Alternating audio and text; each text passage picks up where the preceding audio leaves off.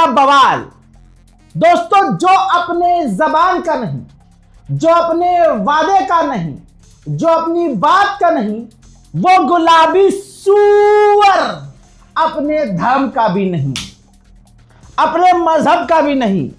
हजरात, मामला कुछ यूं है कि जंग के दौरान जब अमेरिकी सैनिकों ने कहा, जब जंग शुरू होने वाली थी, कि भाई हम इजराइल के लिए क्यों लड़े, इजराइल खुद लड़े अपनी लड़ाई, हम क्यों जाएं, अपनी जान खतरे में क्यों डालें। अमेरिका के सैनिकों में यह बात चलने लगी तो अमेरिका के डिफेंस मिनिस्टर ने, डोनाल्ड ट्रंप ने खुद अपने सैनिकों से कहा कि यह मजहब की जंग है, धार्मिक जंग है। ईश्वर ने डोनाल्ड ट्रंप को भेजा है इस जंग के लिए। यह मजहबी जंग है, हमें इजराइल को बचाना है, इजराइल के साथ मिलकर दुश्मनों का सफाया करना है। ऐसी धार्मिक बातें की गई कि ताकि लोग मोटिवेट हों, फौजी जो हैं भागे ना, पीछे हटे ना। अब यह पूरा प्रोपेगेंडा चला दिया गया। अब इसके बाद जब बात पहुंची ईसाइयों के धर्मगुरु, सबसे बड़े धर्मगुरु पॉप तक, जो वेटिकन सिटी में रहते हैं, उन्होंने साफ साफ मना कर दिया कि नहीं, यह कोई धार्मिक जंग ही नहीं है, ऐसा कुछ नहीं है, यह बेकार बात है। उन्होंने अपना जो उनके मजहब के हिसाब से जो सच था उन्होंने बोल दिया। जिसके बाद अमेरिका के डिफेंस मिनिस्टर डोनाल्ड ट्रंप की खूब बेइज्जती हुई कि साले ये धर्म की आड़ लेकर जंग लड़ रहे हैं। अब जब इन्होंने, पॉप ने बोल दिया कि ऐसा नहीं है, और ये जंग वंग जब ठंडी हो गई, अब सीज फायर का मामला चल रहा है। हालांकि ऐसा सीज फायर नहीं है जो चल रहा है, अभी सिर्फ धोखा चल रहा है। व्हाइट हाउस ने वेटिकन सिटी के ऑफिशियल को बुला लिया, रिपोर्ट आपकी स्क्रीन पर। हां, बुला लिया, समन कर लिया। ये वेटिकन सिटी ईसाइयों का अलग मुल्क दिया गया है, जहां पॉप राज करते हैं और पॉप ही सब कुछ होते हैं, पॉप सुप्रीम लीडर होते हैं ईसाइयों के। इटली के अंदर वेटिकन सिटी है। वेटिकन सिटी में पूरी दुनिया का सबसे बड़ा चर्च है और पूरी दुनिया के ईसाइयों का जो धर्म स्थल सबसे बड़ा है वो वेटिकन सिटी में, और पॉप वहीं रहते हैं। जो ईसाइयों के टॉप लीडर हैं, धर्मगुरु, वो वहीं रहते हैं। तो वहां वेटिकन सिटी के ऑफिशियल को व्हाइट हाउस ने समन कर लिया और कहा कि आपके पॉप ने ये जो बयान दिया इससे हमें नुकसान पहुंचा, और कानून याद दिलाया। एक बहुत पुराना अमेरिका कानून था। तो अमेरिका ने, व्हाइट हाउस ने क्रिश्चियनिटी में बहुत पुराना कानून था, याद दिलाया कि अगर ईसाई धर्मगुरु का टकराव, उनकी बातों का टकराव फौज से होता है तो अमेरिका की फौज ईसाई धर्मगुरु को झुका सकती है, चर्च को झुका सकती है, चर्च को झुका सकती है। फिर से कह रहा हूं, चर्च को झुका सकती है। अल्लाह अकबर। सोचिए आगे क्या कहा। व्हाइट हाउस ने धमकी दी कि हमारी दुनिया में सबसे खतरनाक पावरफुल फौज है। हाँ, वो दुनिया में देख लिया क्या ही तुम्हारी खतरनाक फौज है, ठुक के पिट के आई है। रो रो कर षड्यंत्र रच गए, अपने चूतड़ों पे मरहम लगाने के लिए तुमने रो रो कर षड्यंत्र रच कर 2 हफ्ते का सीज फायर करवाया है। तो दोस्तों, इसने, व्हाइट हाउस ने धमकी दी पॉप को, यानी उनकी तरफ से जो आए थे वेटिकन सिटी की तरफ से, कहा कि हमारी फौज दुनिया की सबसे ताकतवर फौज है, अगर अच्छा चाहते हो तो हमारी तरफ रहना होगा, जो हम कहेंगे उसे चुपचाप एक्सेप्ट करना होगा, वरना चर्च को भी हमारी फौज झुका सकती है। सबसे पहले यह खबर दे रहा हूं, लिख के ले लीजिए। इसके बाद ईसाइयों में पूरी दुनिया में बवाल होने वाला है। एक बार फिर से यह खबर रजा गराफी सबसे पहले दे रहा है। अब आगे तमाशा देखिएगा। हजरात, उधर लेबनान में इजराइल का आतंक जारी है। तस्वीर आपके सामने है। भाई, पूरी दुनिया विरोध कर रही है कि भाई लेबनान पर हमला नहीं होना चाहिए। एक अकेला ईरान जिद पर है कि नहीं, लेबनान पर हमले बंद करो, सीज फायर में लेबनान का भी नाम है। लेकिन पूरी रात गुजर चुकी है भाई, 250 लोगों को मार दिया था, यह रिकॉर्ड है। पूरी रात जो उसने बमबारी की है, तस्वीर आपके सामने, और इन बमबारियों में और कितने लोग मारे गए नहीं पता है। जो लेबनान है वहां 2 लोगों की आबादी सबसे ज्यादा है, ईसाई और सुन्नी मुस्लिम। अब देखिए ईसाइयों और सुन्नी मुस्लिमों को, और एक शिया मुस्लिम देश ईरान, तो यानी शिया को भी मार रहा है, नरसंहार कर रहा है, अहले सुन्नत को भी कत्ल कर रहा है इजराइल, और ईसाइयों को भी मार रहा है। तो पूरी दुनिया में इंसानियत और हर मजहब के लिए खतरा कौन है?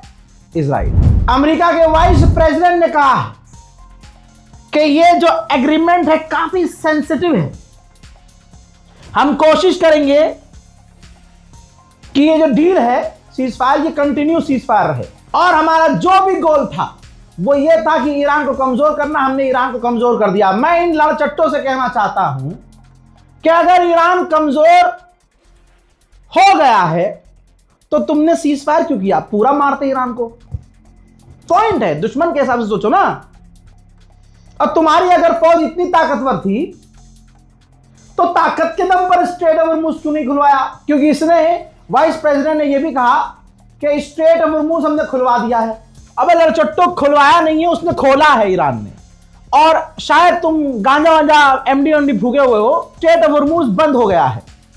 जाकर अपने दादा जो हैं ईरान, उनसे पता करो, जाके स्ट्रेट ऑफ हॉर्मुज में देखो तो सही, सारे जहाज रुके हुए हैं। इसने कहा कि सेंसिटिव मामला है, सीज फायर कंटिन्यू रहे, इस पर हम काम करेंगे। और जो मीडिया में फेक न्यूज चल रही है, इससे कोई फायदा नहीं होगा। यह बात क्यों बोली? क्योंकि America, Germany, France, Britain, Europe, तमाम देशों के टॉप अखबार लिख रहे हैं कि ट्रंप हार गया, इसलिए इनको बेचारों को यह भी सफाई देनी पड़ रही है कि हम हारे नहीं हैं। कंफर्म यह हुआ है, इस्लामाबाद अमेरिका से फेस टू फेस बात करने के लिए ईरान के पार्लियामेंट स्पीकर जाएंगे। आईआरजीसी के टॉप ऑफिशियल ने कहा है कि अगर अमेरिका हमारी डील एक्सेप्ट नहीं करता तो हम बेवकूफ थोड़ी है जो डील कर लेते। हमने डील ही तभी की जब अमेरिका ने डील, हमारी बातें एक्सेप्ट की।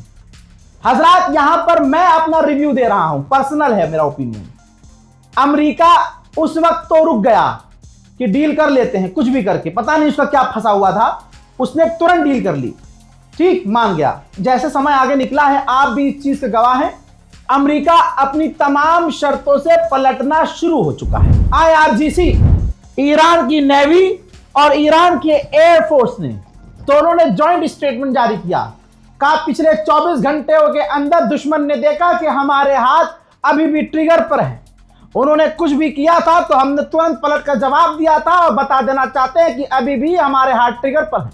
1% बाल के बराबर भी कोई हरकत की गई तो हम अपनी पूरी ताकत से जवाब देंगे। भाई, ट्रंप की इतनी लाल थी, ईरान से पिट पिट कर इतनी लाल थी कि देखिए report, Israel, Saudi Arabia, UAE लगातार ट्रंप से कह रहे थे कि सीज फायर मत करना, ईरान पर हमला जारी रखो। लेकिन डोनाल्ड ट्रंप इन लोगों से इतना परेशान हो गया कि अपना पिछवाड़ा बचाता या फिर इनकी बात मानता। चालाक गुलाबी सुअर ने भैया किया क्या, ना अरब को बताया ना इजराइल को बताया और डील कर ली, खलास, चल हबीबी। अब इसके बाद कहा जा रहा है कि डोनाल्ड ट्रंप पाकिस्तान पहुंचा हुआ है। जी हां भाई, बकायदा वो मजलिस सुन रहा है। हाँ, ये देखिए, पाकिस्तान में बेकायदा शिया मस्जिद में बैठ के मजलिस तकरीर सुन रहा है। भाई साहब, शियों ने सही कर दिया भाई, पीट पीट के इसे, यहां तक कि भाई ठेले वेले पे भी काम कर रहा है, दुनियादारी छोड़ दी है, ठेले पे लगा हुआ पाकिस्तान में। यह मीम है।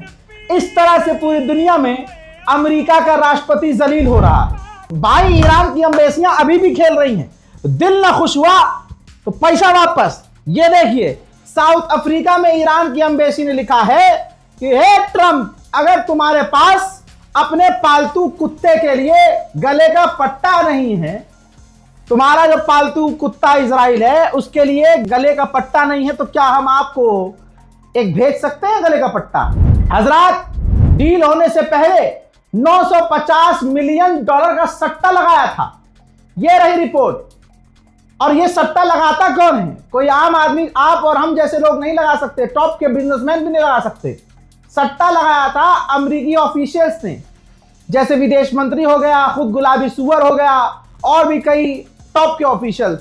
तो देख लीजिए, नरसंहार, खून, कत्ल से, कत्लेआम से पैसा कमाने वाले ये अमेरिका के ऑफिशियल हैं, अमेरिका की रिजीम है। नेतन्याहू के दफ्तर ने खुद मीडिया को बताया है कि हमें तो इस सीज फायर की भनक ही नहीं थी।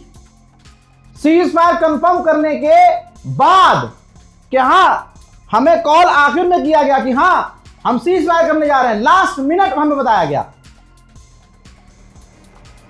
और हम रात भर बात करते रहे डोनाल्ड ट्रंप से। हमने कोशिश की और रात भर जब हमने जिद की, मनाया, तब जाकर उस डील से लेबनान को बाहर किया गया, और हमें अमेरिका ने कहा कि हां लेबनान पर हमला कर सकते हो। समझ में आया? इजराइल से बड़ा अगर कोई सुअर है तो वह अमेरिका है। कानूनी रूप से भी अमेरिका राजी है, अब तक तो राजी है कि स्ट्रेट ऑफ हॉर्मुज ईरान और ओमान चलाएंगे। ईरान ने ऐलान किया कि हम तो टैक्स लेंगे जी, अब टोल टैक्स लेंगे, हम और ओमान लेंगे मिलके। ओमान ने गेम कर दिया, ओमान ने कह दिया भाई हमें नहीं चाहिए टोल टैक्स, हमारा जो रास्ता है वहां से लोग निकल सकते हैं। अब ये भाई ईरान के लिए बड़ा झटका हो गया। फिर ईरान की तरफ से कोई जाएगा थोड़ी, लोग इधर से निकलेंगे ओमान की तरफ से। खैर, इस पर आगे अभी बात होगी कि आगे क्या होना है। बहरहाल कंट्रोल तो ईरान और ओमान का ही, और ओमान क्या ही कंट्रोल करेगा, आप खुद देख रहे हैं, सारा कंट्रोल ईरान का है। सबूत चाहिए तो ये देख लो, ओमान कुछ उखाड़ सकता है तो उखाड़ ले।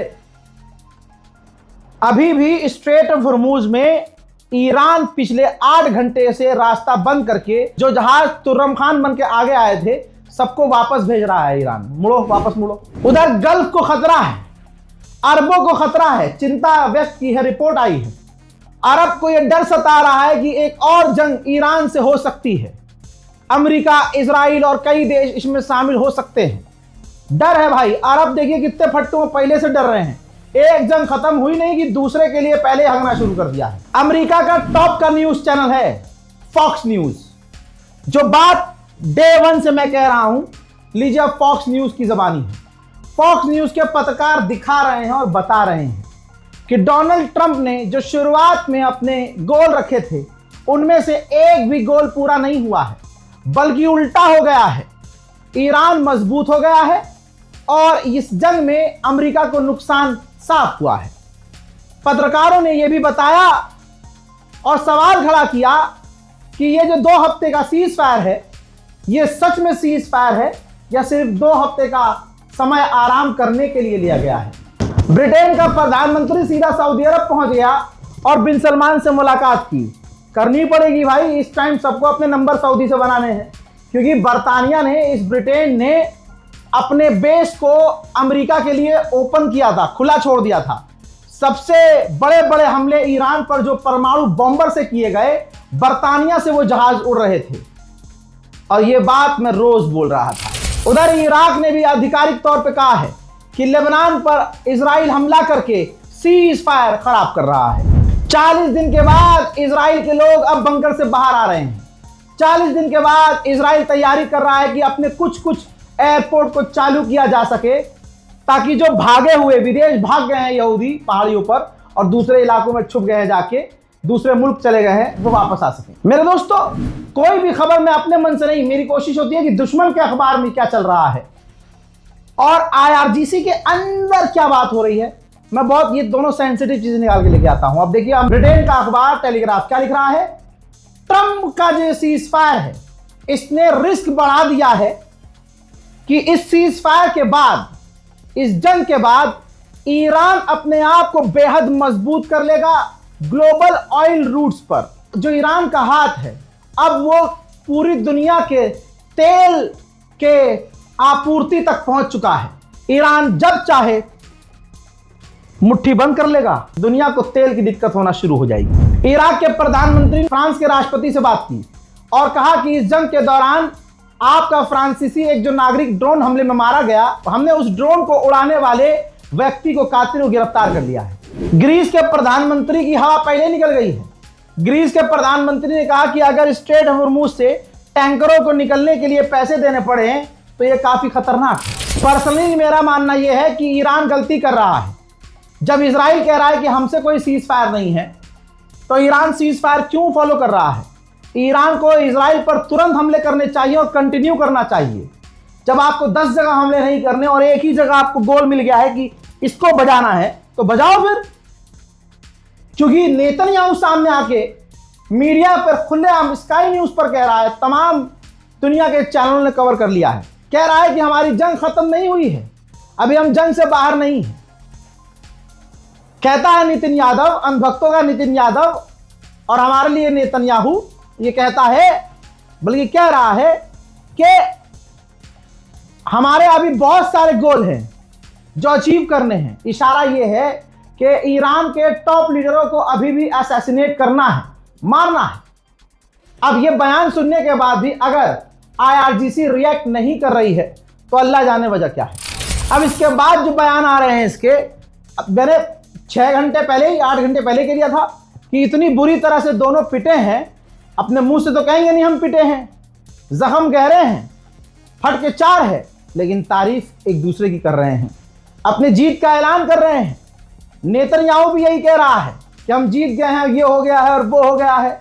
बताइए, भीख मांगने वाले यही कि सीज फायर कर लो, और सीज फायर होता है तो शोर मचाते हैं कि हम जीत गए हैं।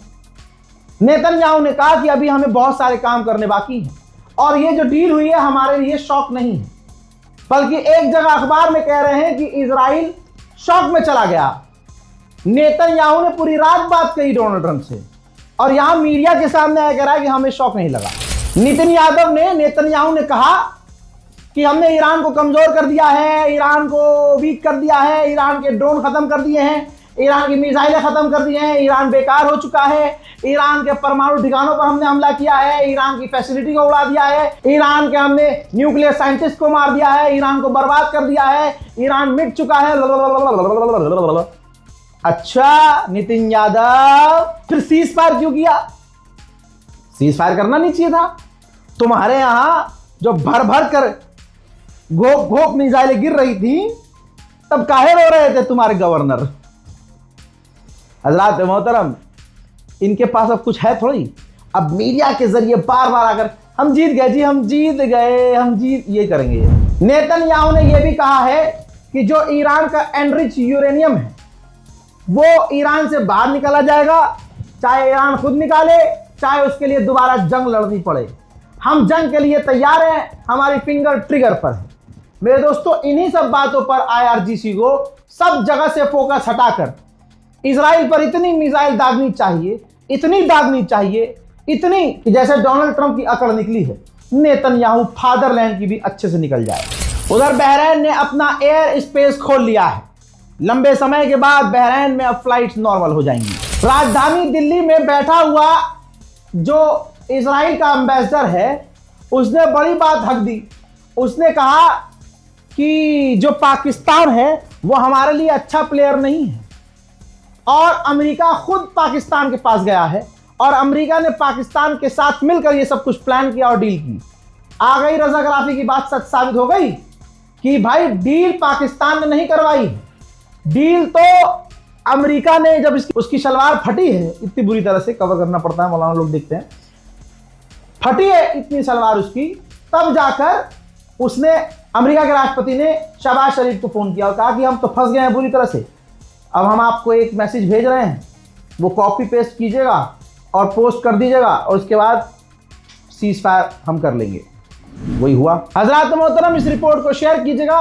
पूरी रात अपडेट फिर से दिया है, 40 दिन हो चुके हैं लगातार, और इत्तेफाक ये कि 39वां दिन जब जंग खत्म हुई, सीज फायर हुआ, ऐलान वैलान हो गया, उस वक्त भी खुदा की कसम हमारी पूरी टीम में से कोई घर नहीं गया। थकानी इतनी थी, सब बच्चों ने बोला, सारे टीम ने बोला कि रजा भाई आज सोएंगे ऑफिस में ही सारे, इतने थके हुए घर जाने की हिम्मत नहीं है, पहले थोड़ा नींद पूरी करते हैं उसके बाद चलेंगे। अब ऑफिस में लेटे, अभी आधी नींद नहीं हुई थी, पता चला कि लो जी ये सारी चीजें हो रही हैं। अमेरिका खेल खेल रहा है, लेबनान पर हमले हो रहे हैं। 40 दिन अब टोटल हो चुके हैं। सब पूरी टीम अपने मां बाप से दूर है, अपने परिवार से दूर है। इसके बावजूद इतना हमने आपसे मांगा है कि सिर्फ आपको करना है कि हमारे चैनल को सब्सक्राइब करना है, दूसरे के फोन में भी हमारे चैनल को सब्सक्राइब करना है, ताकि हमारी आवाज, हक की आवाज, आपकी आवाज दूर तक जाए। फिलहाल की रिपोर्ट में दोस्तों इतना ही। इस रिपोर्ट को शेयर कीजिए, इंतजार कीजिए मेरे अगले अपडेट का। जय